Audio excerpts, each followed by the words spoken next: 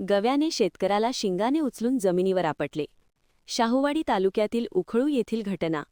गव्याने धडक देत शिंगाने उचलून जमिनीवर आपटल्याने शेतकरी गंभीर जखमी झाला. तुकाराम चंद्रू वडाम वय 68 असे जखमी शेतकऱ्याचे नाव आहे. ही घटना शनिवारी 28 रोजी सकाळी 7 वाजण्याच्या सुमारास त्यांच्या शेतात शाहूवाडी तालुक्यातील उखळू या गावी घडली. तुकाराम वडाम हे आपल्या शेतात मक्याच्या पिकाची राखण करण्यासाठी गेले होते. त्यावेळी झुडपांच्या आड लपून बसलेल्या गव्याने अचानक त्यांच्या मागून हल्ला केला. अनपेक्षितपणे झालेल्या या हल्ल्यात गव्याने जोराची धडक देत त्यांना खाली पाडले. त्यानंतर शिंगांनी उचलून जमिनीवर आपटत त्यांना गंभीर जखमी केले. या हल्ल्यात वडाम यांच्या पायाला, मानेस तसेच पाठीच्या कण्याला जबर मार लागला असून ते गंभीर जखमी झाले आहेत. घटनेनंतर स्थानिक ग्रामस्थांनी तातडीने मदत करत त्यांना उपचारासाठी शित्तूर वारुण येथील प्राथमिक आरोग्य केंद्रात दाखल केले.